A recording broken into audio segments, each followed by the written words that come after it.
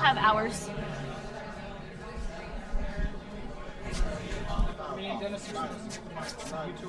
Oh, there. There you go.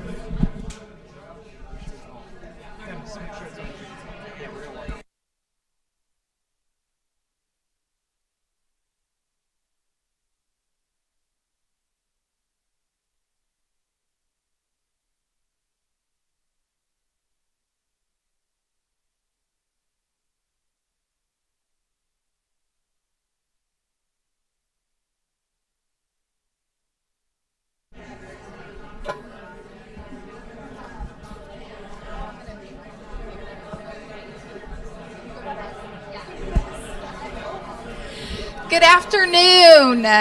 We would like to get the show started. First off, thank you for attending our Atlas School Demo Day. We are super excited to have our friends, family, employers, community partners participate and attend our event today. So thank you for attending.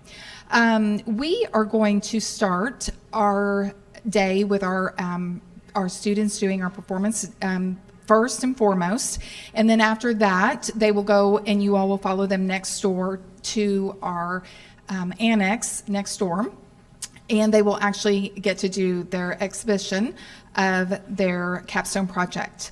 So you all are free to ask questions when you get next door. You're free to engage with the students, ask those hard questions, let the students shine and show their creativity. So we're very excited about that. To our employers that are present today, thank you as well for coming and attending.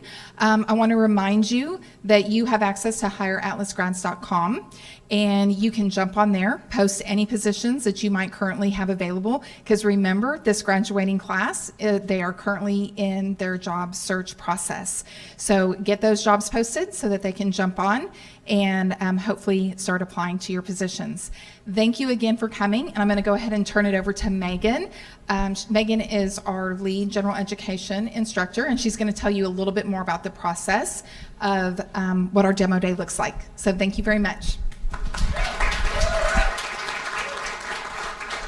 Thank you so much, Missy. Yes, as Missy said, I lead our general education department. For those that aren't familiar with Atlas quite yet, what that means is that my department teaches our students everything that is non-technical, so all the way from interviewing to presentation practice that you will see today, as well as goal setting, making sure you are able to have those hard conversations in the workplace, as well as cover letters and a personal website and all of the things that it takes to look for a job so that they're ready to go to career services and start that job hunt on day one. So it has been an honor for me to be these students' instructors, not only for the past year, but through these capstone projects that you'll get to see today. They have spent endless amounts of hours on these projects. The course is technically 5 weeks, but they only have 2 full weeks of coding. So what you will see today is actually wonderful and crazy and amazing that they're able to create this in 2 weeks of actually developing products and or projects. The first week of the course is designing and coming up with who their customer is, as well as determining what tech stack they want to use if they want to learn something new, as well as designing it using Figma and any other tools that they're interested in. They also are encouraged to have a program manager or project manager to make sure that the project is staying on time, so you will see quite a few students running that part of the project as well today. These students have spent the last 2 weeks working on these projects through code, but I've also practiced these presentations for many hours on this stage with me and my staff to make sure that they are ready for today. They are very excited to show you these. They will have QR codes at the end of their presentations, so have cell phones ready because they will have link trees to their GitHubs, to their LinkedIns, as well as their personal websites. But you will have an opportunity during exhibition hours, Missy said, to connect with them further with business cards and or more QR codes. But the last part of this is that they will reflect on their project with a retrospective and just kind of sum up what they did as a team. So I'm very excited for you all to get to see these. But I would like to introduce our MCs for the afternoon because we like to invite students that are in the next cohort that will go through this. So these students will do this in December, so they're very excited to be on the stage today. Please welcome Allison Binger and Michael Gans. Hello, hello. So happy to see so many familiar new faces. My name is Allison Binger. And I'm Michael Gans. We are truly honored to have been chosen by our upperclassmen to be your MCs for this afternoon. And we thank all of you for coming to and celebrating these students' accomplishments. I know we are all so excited to see the projects that our peers have been working on for the past month, but as Megan mentioned, Michael, we're going to be in their shoes in December, right? Oh my gosh, that's right. Yeah, it's a little scary, but we'll see you guys in 4 months. I'm looking at y'all. Anyway, Michael, who do we have first? Our first group has developed a fantastic app designed to help you reach your goals and spend less time mindlessly scrolling. Please welcome to the stage the team behind Checkpoint Therapy: Katrina Keys, Miko Bledsoe, Jared Glass, Dennis Agbe-Menu, and Taylor Joyner.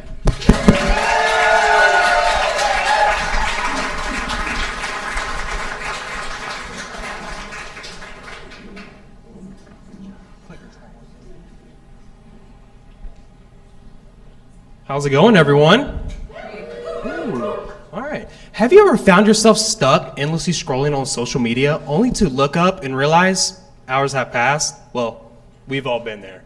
But what if there was a way to reclaim that time and redirect it towards your personal growth and goals? Welcome to Checkpoint Therapy. Scroll less, live more. The purpose and goal of our app is to empower users like you to break that habit from endlessly scrolling on those devices. We understand how easily those digital distractions can hinder you from doing those day-to-day activities and also from achieving your true potential. That is why we created an app designed not only just to limit your screen time, but to actively push you to becoming the best version of yourself. Introduction to the team: my name is Miko. I was in the AR/VR course, and I worked on the front end with .NET MAUI. Also worked on back-end integration with SQLite. Hi, I'm Jared. I'm also from the AR/VR course, and I worked closely with Miko on the front end as well as the back end.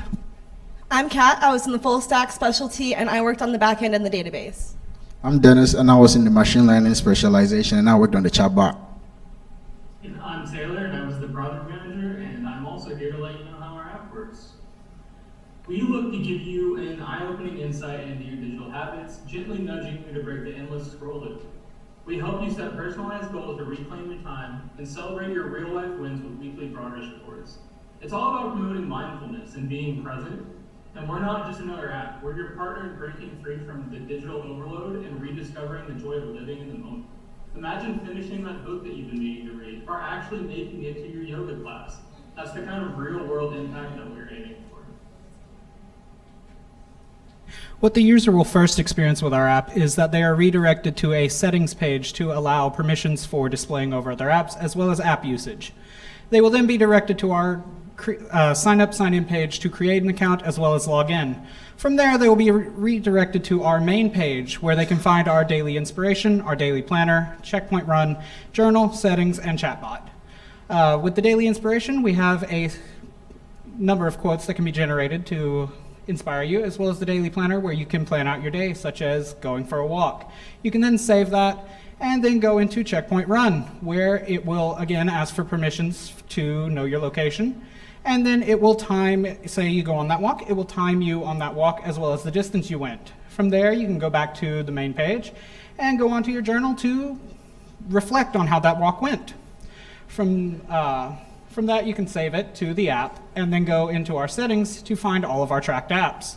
And should you try and open one of these tracked apps with our app installed, it will instead pop up another page to ask if you want to continue. Should you select no, you will be redirected back to our app. And should you select yes, you can continue to the app as normal. And then we have our Checkpoint Assistant. It is a chatbot that will give you helpful tips as well as just have a conversation with you should you need one. As you can see, it asks who it is. It says, I'm Checkpoint Assistant, your helpful AI assistant. Give me some fun health facts for me to learn. And then it says, sure, here are some fun and interesting health facts. 1, laughter is good medicine. 2, hydration boosts brain power, and so on and so forth. Checkpoint therapy. Scroll less, live more. Now I'll turn it to Dennis for our tools. For our checkpoint therapy app, these are the tools we actually use. For the chatbot, I ended up using Python, and for the front end, we ended up using C#, .NET MAUI, and also Visual Studio. And for the back end, we ended up using SQLite. And for hosting, we ended up using Render and also Flask. And for project management, we do have Jira, we have GitHub, and also for communication, we had Slack. And for project design, we ended up using Canva. And for the secret API tool for the chatbot, I ended up using ChatGPT, also known as OpenAI. And with every product and our tools comes with its challenges or problems. So with our next slide, we'll be talking about our challenges. One of the major challenges I ran into was making sure there was consistency across all Android device screen sizes, and also working closely with Dennis on making sure that the UI elements were updating accordingly to the user's input. One of the major challenges I faced was working on the front end, working closely with Miko to ensure that any changes I made did not conflict with anything that he had already pushed or anything that could conflict. One of the major challenges I faced with the chatbot was integrating it and also deploying the chatbot, and also with the backend. We had some issues configuring Firebase, so we pivoted to a SQLite database. And through all of these challenges, we learned some really cool things that we're excited to share with you today. So on the front end, we learned about maintaining consistency across different screen sizes. On the back end, we learned about full stack development and how that translates into mobile applications and how that differs from web applications. On the machine learning side of things, we learned about the architecture and principles of chatbots. And then unanimously, we all had the goal of learning more about C#. And we had 2 AR/VR students on our team, and that was very helpful because they had that previous experience. But we wanted to learn more about C# and in the context of mobile applications. And now I'm going to turn over to Dennis, and he's going to tell you why you should choose checkpoint therapy. Well, why checkpoint therapy? Well, checkpoint therapy compared to other apps on the market, we have similar apps on the market, but checkpoint therapy actually provides you quality grade resources that actually would be beneficial to your health and mental and physical well-being. So with these tools, I would mention chatbot. We do have chatbot with other apps don't have. We do have daily planner. We do have a journal entry. And surprisingly, we do have an exercise tracker, which other app has it, checkpoint therapy. So literally, for example, you wake up on a Monday morning, want to go take a walk or like take a run, checkpoint therapy right there. Click on the app, open exercise tracker, takes you to your destination and brings you back safely, and you go about your day. And I'll leave it to Miko to close us off. Well, thank you everyone for your time, and we'll see you in Exhibition Hour. If you might have any questions to ask, we would love to answer that. Remember, scroll less, live more.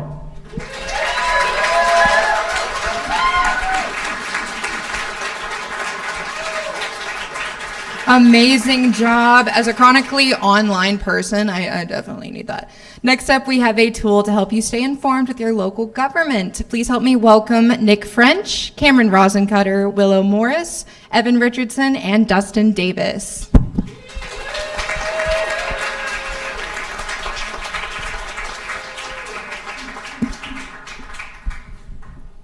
Hello, everyone. Hi, everybody. Thank you for being here. I am honored and excited to present to you Safety, that is a state and federal entity database. We are providing political profiles to help informed and educated guests when it comes to voting. So now for presentations or introductions, my name is Nick. Again, I studied full stack and I'm the project manager. All right. I'm Willow. I studied full stack and I served as the full stack / database manager on this project. Hi, my name is Dustin. I did the full stack course, and during this project I did data collection. Hi, my name's Cameron, and you wouldn't believe it, I did full stack as well. I did the user interface and front end for our website. And my name's Evan Richardson. I also did full stack, and I helped with data collection as well. And now on to our demo, where you'll be greeted on our website with some lovely articles that we've collected. And if you scroll all the way down, there will be the most viewed politicians and organizations. And once you go back up, we can go to the search tab after turning it in dark mode, of course. You can sort by politicians or organizations, search for specific names, and it'll update nicely. And then I will now send it over to Cameron for designs. So when you start any website, you have to start with a basic wireframe. Where will you want everything? On the far left, we have our homepage, which would display news, popular political issues, and any politicians that are trending. And we'd also have a navigation bar on the side, so it expands and collapses on will. In the middle, we have the profile, so whenever you look at a profile for a politician, you could see all the relevant information. And finally, there's just a simple search bar on the far right, where these are just like simple outlines. And if we go to the next page, we can see how this translates to the final design that we have. And passing on to Willow now. So for our tech stack, we decided to use a combination of Django and SQLite for our backend, and for our front end, we used Tailwind for styling, HTMX for interactivity, and as well as JavaScript for interactivity. We used HTMX instead of something like React to kind of bring down the complexity. And to bring it over to the next slide. When we went out and gathered data, it came in many different forms, such as websites and PDFs. So to put it into the database, what we did is we put it into one format that our database can read, and then we load it into the database, and what you get is the profile. And for our project timeline, working with a large group for the first time was quite a challenge, but very, very fun to learn how to do. We use Slack for most common just interactions, and in order to schedule and assign all of our roles and delegate tasks, we use Trello, another very, very helpful software that we were all new to. And now for Dustin to explain our challenges. All right, and so for challenges, during our MVP development, we faced a couple of critical ones that we wanted to tackle. The first one was neutrality of data. It was especially important when working with local officials because there's a lot of information that we don't know if it's biased or unbiased, so it was hard to figure out different websites and to diversely travel all of these pages to find correct information we're looking for. Next one was team coordination. Working in a group of 5, it was for our success, it was important to set tasks and delegate roles to all of our members. For our design, we wanted to keep it simple and traversable for everyone, so we had a simple design for anyone to use. For data scraping, all of us didn't do data scraping before for the most part, so getting that process started was hard, but then after that, the ramp up of it was easy to scale. And then finally, for cloud hosting, we wanted to get our website off of something local and onto an actual site that someone could go to, and to get our assets all for the users to efficiently use.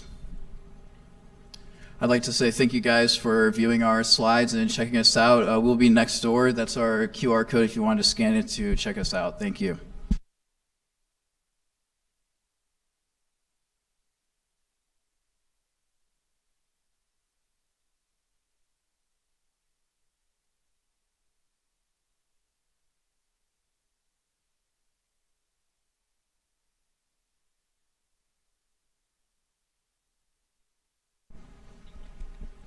Well, my goodness, you certainly have my vote. Our third group worked in collaboration with SimStar to develop an aviation instrument trainer. Please welcome to the stage Carlos Alarcon, Aaron Bell, Josh Davis, Alex DeBoy, Braden Ernest.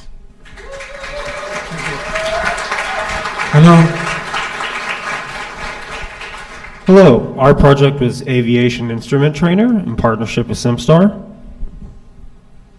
SimStar provides engineering, training services, and simulation products for all branches of the U.S. Armed Forces, allied nations, and leading organizations. Okay, the engineer team that I have the pleasure to work with is myself. I am Carlos Alarcon. I work as a full stack engineer. And I'm Josh Davis. I also did full stack. Alex DuBois, full stack and project management.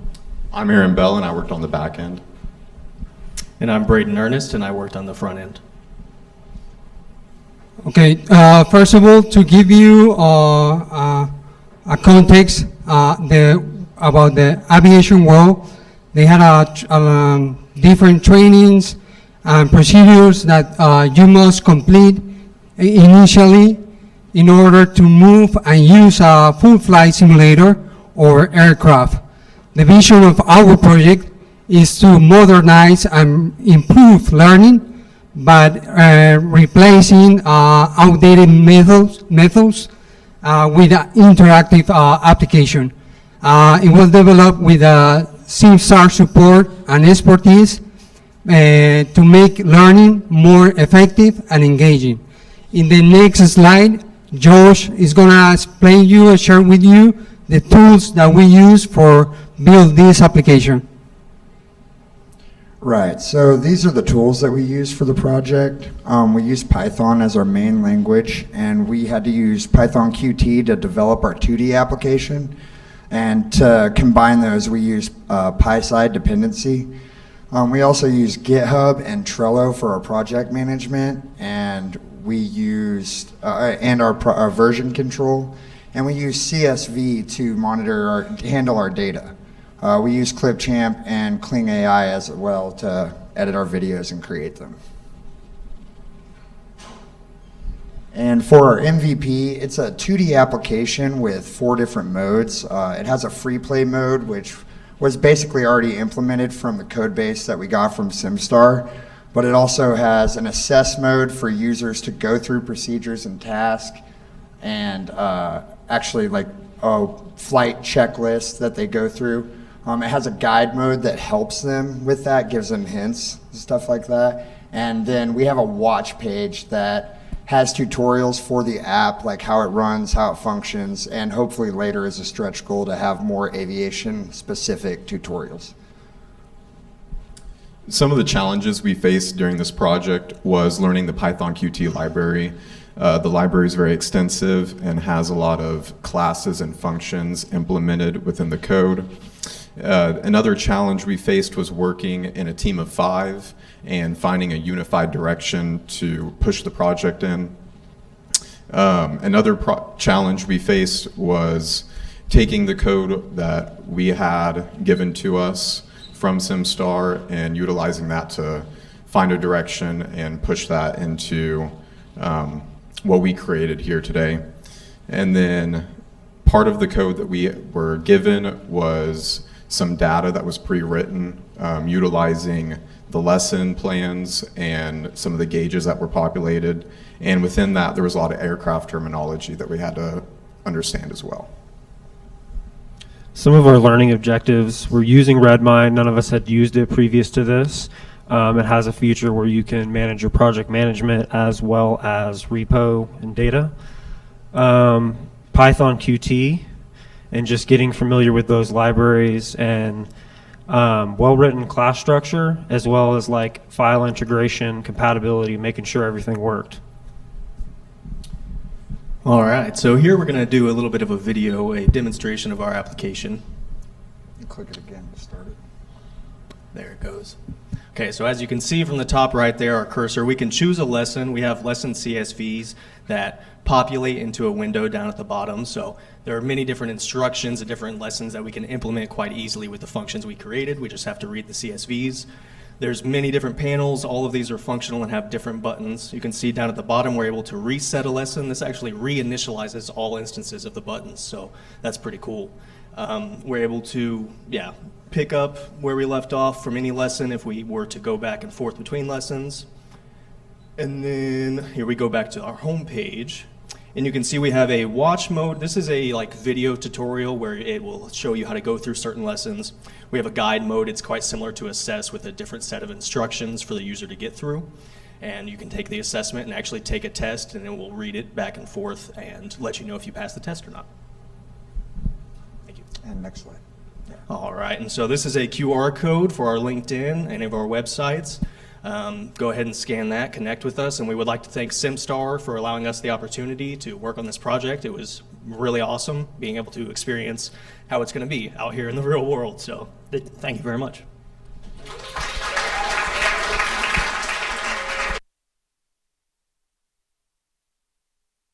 Beautiful. I cannot wait to use that during exhibition hour. Our next group is going to get you hooked on their new slot game. So let's make it rain for Cole Rains and Jacob Marshall.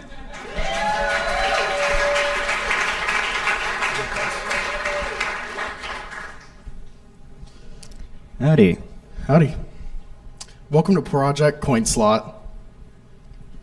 So the description of this project is we wanted to create a fully constructed slot machine from the ground up.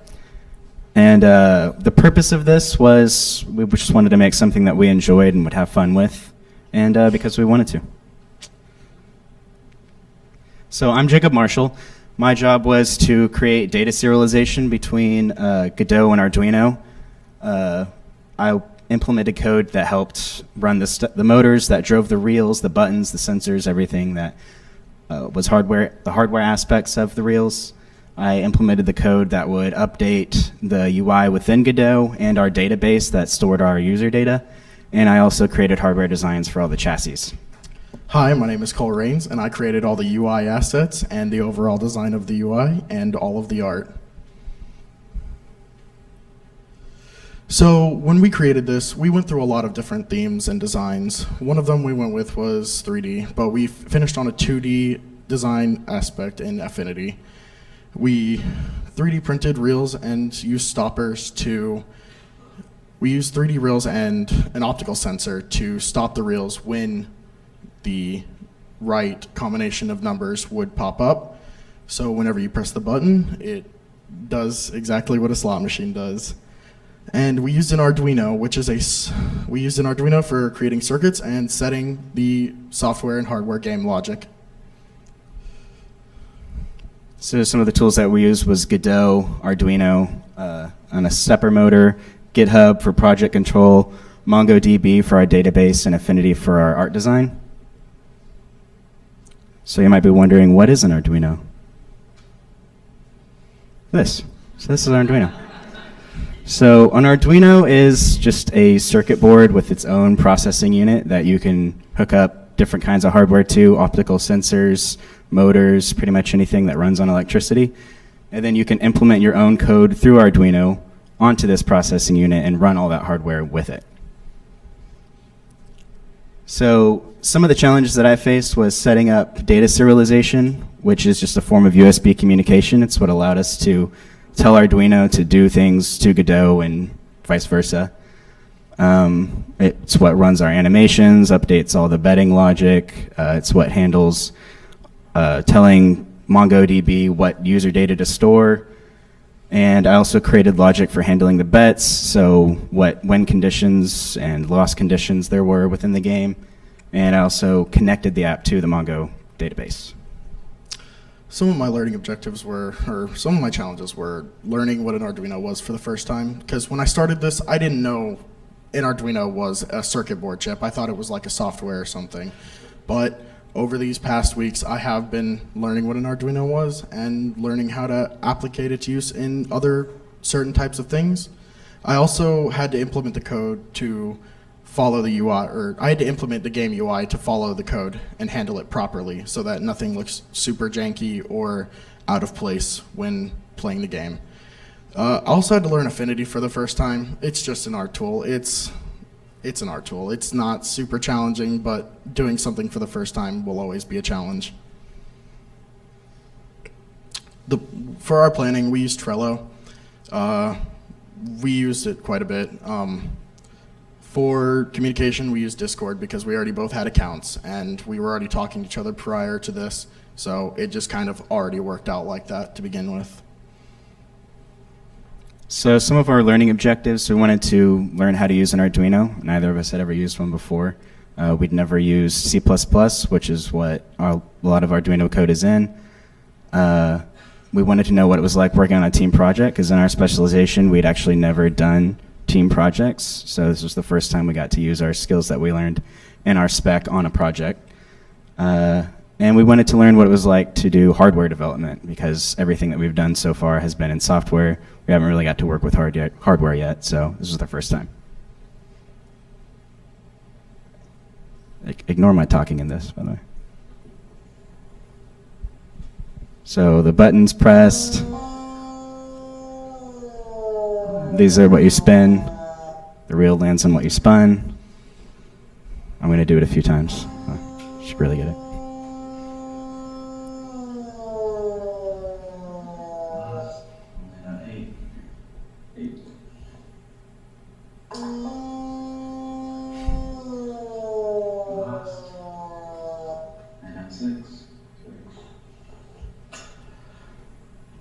That's it. Thank you. We will be next door. Please come see us. These two QR codes are both me and his LinkedIn, respectively. Thank you.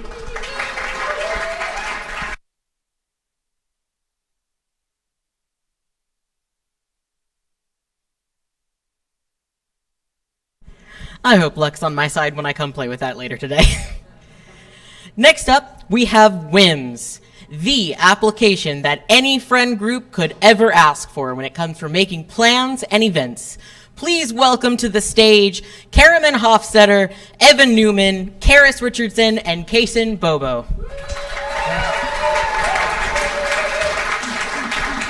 Hello, everybody. It has been so incredible to get to be a part of C20 and so exciting to get to be a part of this capstone process. But my group and I are even more excited to get to show you what we've been working on. Our capstone project is called Whims. Do it on a whim. I'm going to go ahead and start off by introducing our team. My name is Karaman Hofstetter. I am the project manager as well as running Firebase in the back end. Down here we have Evan Newman-Chalk. He is our front end and state manager. If you're looking for somebody who's a whiz with React, he's your guy. Next up we have Karis Richardson, our back end and routing manager. They're our logic monster. And finally, we have Kaysen Bobo, who did front end and project design. He's responsible for most of the sleek and intuitive designs that you'll see in our web app. I'm standing up here with three of my closest friends, and we really wanted to come up with something that was intuitive for us to use as a friend group. And so we sat down and we asked ourselves, what is the problem? The problem was something that was very clear to us, and I think we can all relate. That is our collective indecisiveness. Whether that is where we want to go eat for lunch with our coworkers, or what movie we want to go see over the weekend with our partners, even what games we want to play together with our friends that night. We had a hard time making a decision whenever it mattered, and that kept us from getting straight to the fun. Whims is our solution to that problem, and my friend Kaysen is going to tell you exactly how. Our solution, Whims, is a group idea and event organizer, where users can create profiles and join groups with their friends, and then interact using Whims to express their opinion, to gauge collective interest, or communicate with each other. Evan and I now are going to show you a quick demo. Hey, this will be a quick visual representation of how to use Whims. First, you're going to log in. This person's logging in with a local account, but don't worry, Google accounts work too. And right from logging in, they can see groups that they belong to. And Kaysen, what are they doing now? So now they are joining a group using a group code, and when they join, you can see that the dashboard populates with all the Whims associated with that group. And you see here they change to another group, and the Whims change as well. They can interact with each Whim. That way, each user associated with that group can see the collected interest, and then they're going to make their own Whim here. They're calling it Demo Day, which happens today. And you can see that when they submit it, it will populate to the dashboard, and now each user associated with that group can interact with it. All right, Whims are pretty cool, but let's head over to Karis, who's going to describe why we made it the way it is. What is a whim, and why is it the way that it is? As you can see, it's pretty straightforward. You probably don't even need the arrows. But although the design is simple, the design process was not. We created our Whims to include a lot of essential information for an activity or event in a format that is easily digestible for anybody. And that's only one component in our app. we made sure to design every aspect of our website to be as intuitive as the Whim you see before you. And now let's talk about our tech stack. We decided to go with Fern, which includes Firebase, Express, React, and Node. But I understand that to most of you, that probably means absolutely nothing. And that's totally okay, because only a few months ago, that barely meant anything to me as well. So let's think about it like this. Our website is a restaurant, and every restaurant needs a manager. Somebody who makes sure we have all the ingredients that we need and makes sure that all those ingredients are stored properly. Next, we need our chefs. Somebody to turn those ingredients into food that people can eat. Then we need our waiters, who can present the food to the people so that they can eat them. Eat the food. Sorry. Eat the people? And finally, we need our building, which includes all the utilities required for each worker to do their job and collectively run as a functioning restaurant. But no restaurant comes without its challenges, and Evan's going to talk about that. Challenges. There was definitely lots of challenges we had along our journey of developing Whims, but to us, challenges are all learning opportunities, and we learned a lot. We learned how to host user-created data on Firestore. We learned how to make really clean and concise merges on GitHub by communicating a lot before we pushed anything we made, and we learned how to make a beautiful and functional front end using React. I can confidently say that all four of us have learned and grown so much over this short 2 weeks of making this project, and we've become well-rounded developers. But that's not where Whim stops. I think Kaysen has to tell us where Whim is going. The breadth of Whims is really wide. We had a lot that we really wanted to get into. And although we are very proud of the 2 weeks that we've put into this and the effort that has come out in Whims, there's still a lot that we want to look to add to. First, we want to look at our fixes. We want to try to clean up the code base as best that we can, make it more efficient, make it cleaner, make everything run better. And we would also love a mobile version. Whims feels very mobile forward, and we would love to see applications of this on mobile devices. We want to add calendar integration. That way users can add and submit dates straight from Whims right into their calendar. And we want to look at adding a comment section for each card. That way users can communicate with each other about why they can or can't go to different events. Cameron, will you close us out? I sure will. Thank you, Kaysen. Here on this slide, you can see a QR code. If you were to pull your phone out and scan that, it'll take you straight to our LinkedIn. There you can see 4 paths, one to each of our individual LinkedIns if you were looking to connect, as well as a path straight to our hosted web app. While you're doing that, I just wanted to take a second to say how proud I am of each individual member of this group. We all have learned so much, and it's been an incredible journey, as well as thank you to all of the instructors who, without their help and support, we would not be the developers that we are today. So thank you so much. If you're looking to get whimsical with us, we'll be next door for exhibition hour, and we can't wait to see you there. Thank you so much.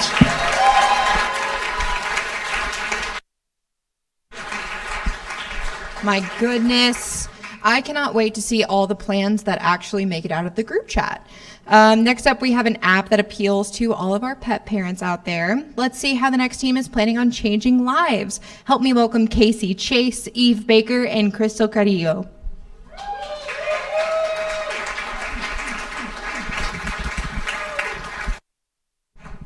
You guys doing all right today? So we're excited to show you what we've been working on for the past few weeks. We have a Way Home. It's a platform to help lost pets find their way home. So introductions, I'm Casey Chase. I was in the AR/VR curriculum, and I took on the role of project manager and backend developer. I'm Eve Baker. I'm in the full stack course, and I took on the full stack role. Hey everyone, I'm Crystal, and I'm completing the full stack curriculum, and I worked on this project as a full stack developer. So to give you guys a little bit of a backstory, this is Bobby. Bobby just randomly showed up one day. He's a big, lovey boy, just wanted a place to stay. So I ended up taking him in, and I took him to the vet, and he ended up having a microchip in him. I got in contact with his owner. Turns out he was rehomed shortly before they moved to Dallas. The new owner lost him, so I was talking to the old owner, and they drove up from Dallas, Texas to pick him up and take him home. Because of this experience, we wanted to make an app where other people can get their lost pets back home. And so for some project management tools, up top we have Jira, which we use for a general timeline, tasks, all that sort of thing, and Discord to communicate, share resources, all that. The tools that we used for this project were Figma for the design wireframe and Docker for testing, development, and containerization. For the front end, we used Next with React and Tailwind, and for the back end, we used Node with Express and Firebase. Then here's our design. We used Figma for it. These are our mock-ups for the front end, our home page, and our lost pet page. We kind of want to pay homage to our own pets for the home page. And then for the lost pets page, we got like a filter. And then this is our final product we have right now. The minor changes, mainly to the nav bar. And then for our lost pets page, we added like a way to filter through our pets. And like based on the gender, size, the date posted, many other things. So for learning objectives, I wanted to learn project management tools, as well as working in a bigger team that I'm used to, and then rehashing my knowledge in web development. I wanted to learn a lot of things, specifically React and Figma. We've touched on it in the past, but not like a whole lot. And I also wanted to learn how to use Tailwind CSS, which is completely new to us. The learning objectives I had for this project were to work with Next.js and TypeScript. I also wanted to create a custom theme with Tailwind and just get more experience with Firebase and Docker. And so for some challenges we ran into, my biggest challenge was relearning web development, because outside of a little bit in our second trimester, I didn't really touch on it because I came from the AR/VR curriculum, but a big part of Atlas is being able to learn new things quickly. So seems like 50 YouTube videos later and 100 questions, I made it work. And then for me, my biggest challenge was trying to gather all the data for a JSON, as well as images and many other things. I also was having issues with our filtering. Took a while to get that working, but eventually we got it. And same thing with our images. That wouldn't like show up in our cards properly, but we got it working. One of my greatest challenges during this project was working with the environmental variables and trying to maintain a security mindset. I learned that some variables needed specific prefixes, otherwise they would not load properly, which could cause application failure, and it did. But we succeeded, and the greatest success we had was team communication.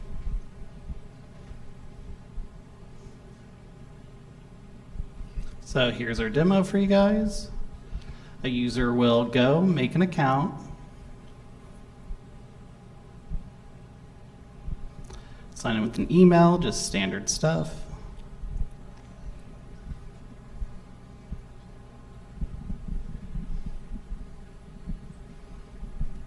And then the user's able to post a pet flyer, different parameters. Right now it's only cats and dogs, but then afterwards we have our lost pets right here, and then our found pets in case somebody looking for a pet needs to find one. There's a distance filter, cats, dogs, male, female, small, medium, large, and then recently updated and originally posted. And then we have a resource tab that shows animal shelters and vets, and a page showing who we are and our socials and stuff. And then here's a QR code that goes to a link tree that has our socials on that. And I think that's all we have for you guys, so we're excited to have you guys next door for Exhibition Hour, and thank you guys for watching us. Thank you. Thank you.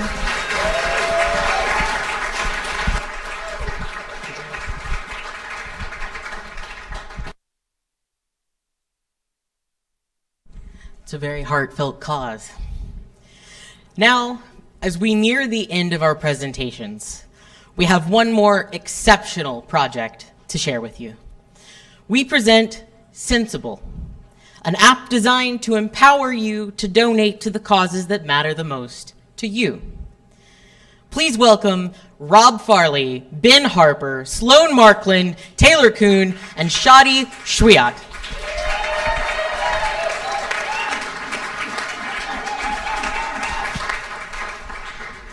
Thank you all for being here. I'm really excited to share our app Sensible with you, but before we do that, I do just want to take a moment to introduce you to the legendary team that made it happen. Hey everybody, I'm Rob Farley. I took on back-end engineering for our project. I'm Ben Harper. I was our database engineer and worked on the full stack. I'm Sloan Markland, the project manager. I'm Taylor Kuhn. I handled design and front-end development. And I'm Shadi Shwad. I handled the security and performance of our application. So Taylor, why don't you tell us what we're introducing today? Well, imagine if every cup of coffee or every grocery run or every online purchase had the ability to change the world. With Sensible, that's what we were aiming at. Sensible is a web-based crowdsourcing application that allows you to round up your daily transactions and then donate them to the organizations that matter the most to you. Ben, go ahead and show them what it looks like. Thank you, Taylor. So you'll see here that our app is live right now at www.sensible.app. So users will land on our beautiful landing page here where they can go log in or create a new account, get a little look at some of our featured causes there, and then be taken right to our dashboard where you can see some more featured causes. And then from there, users will go to our accounts page, you'll see in just a moment, where they can link their bank account with the safe and secure Plaid API link. You will have interacted with this before if you use any banking transactional things. From there, once you have your accounts, you can do a little customization just for fun. Then you can go to our search page where you can look for causes that matter to you, something you might be interested in supporting, and add them to the causes you support list. And we'll take a little look here, grab some things that sound interesting. Then on your donations page, you can see the causes you support. You can adjust the percentages of how much each one receives, get a look at your recent transactions with some more details. And then once that's set up, you can see how your donations are impacting your community. And that is Sensible. And now I will pass it off to Shadi to talk about some of the challenges we faced in making this web app. Thank you, Ben. So over the last 2 weeks of building our application, our team overcame several challenges. However, there are 3 challenges that really stood out the most for us. First, while the team had a lot of great ideas of what we could do with our application and where we could take it, our project manager helped us narrow down our focus and really define what our MVP was. With this focus and clear direction in mind, we were able to deliver what we set out to do. Second, being that our application handles sensitive user information such as bank accounts, user transaction history, and even processing payments, we had to make sure that we were handling this data in a secure way. With all of us working in different files from the front end to the back end, we had to work hard to make sure that all the sensitive user data stayed in the back end and was never leaked in the front end. Lastly, and in my opinion, our biggest challenge was working with Amazon Web Services, or known as AWS. Originally, we wanted to use AWS to handle our back-end operations. However, we quickly realized that was outside of the scope of this project. We were spending more time fixing errors and issues that we were having learning AWS rather than actually building our application. So we made the executive decision about halfway through our project to switch our backend to Firebase. It was something we were all very familiar with already, and once we made that change, we made leaps and bounds towards delivering our MVP. So now I'd like to pass it over to Rob to talk more about how we built our application. Thanks, Shadi. So above, you guys can see our tool set that we utilize for our ecosystem. To start off, we have our front-end tools we use. We have React, which is a JavaScript library. That's where the users can interact and have state management. We have our Tailwind CSS. That's going to be for our styling, so colors, positions, and things like that. Moving on to our application programming interface, we utilize Plaid API to have our banking accounts be tracked for the user, and then for Stripe to have secure transactions coming from those bank accounts. Next, we have our project management tool of Jira, which I'm sure you guys heard about already. And then we had our back-end tool set that we were going to use for AWS until we decided to nuke it and move to Firebase with a Node.js environment. And inside Firebase's backend, we utilize their auth, their cloudless functions, their non-relational database, and that's where we decided to host things as well. So that backend ecosystem was the bulk of our project there, and that's kind of our ecosystem for our tools. Next is going to be Sloan talking about how our dream work happened.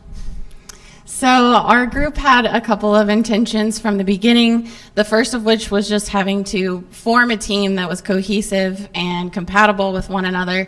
Most of the people that you've all seen on stage today have been working together for at least the last 20 months and have really been responsible for teaching each other everything throughout the curriculum and depending on one another. So we have a pretty good idea about different people's work styles, and this group was formed out of a shared compatibility in schedules as well as our commitment to the project. So we really knew that everyone was going to show up and do what was needed to make this happen. The other thing that I feel like we've really honed over the last 20 months is flexibility, and that really showed when we did have that big issue with the back end and needing to pivot. The guys that were working on the back end had put about a week into learning AWS, which was a lot of hours, and they had no hesitation really when it came down to seeing what was best for the project, what was really needed, and making that pivot really seamlessly. Rob actually was on his way out of town for a work trip, and he hopped on and switched it to hosting on Firebase in like 2 hours. It was incredible, so that we could keep making things happen. So yeah, that's a couple of things that I think were really key for our success.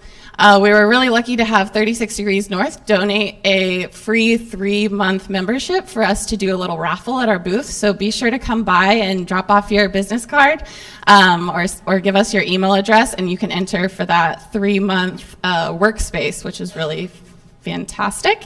And then get your phones ready because our QR code is coming up next. And you can scan that on your phones, check out our website as well as all of our LinkedIns. Sensible. Small change, big impact. It just makes sense.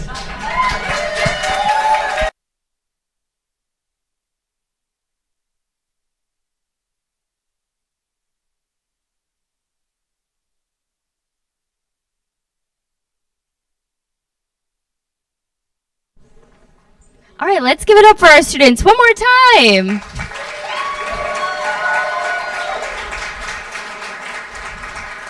They did phenomenal. I will say that was their best run through, so good job to them. For our employers in the room, if you would like to partner with us on any future capstones, feel free to connect with me today or anyone in our career services department. Missy and Silas are near the front of campus. You can also reach out to Aaron Smith over email. He should have already connected with you for today's event. So if you're interested, we had SimStar partner with us this time around. We've had many at the last go around. We had an HR consultant company work with us. So we're excited to open that up and let other employers in. So feel free to connect with us today. We are going to move into exhibition hour. Since we have quite a few employers, I'm going to go ahead and invite our employers and partners to go ahead and head next door for about 10 to 15 minutes, and then I will come get our students, family, and friends. So employers, please go enjoy exhibition hour, network with our students, and you all have their resumes in your packets as well. Thank you all.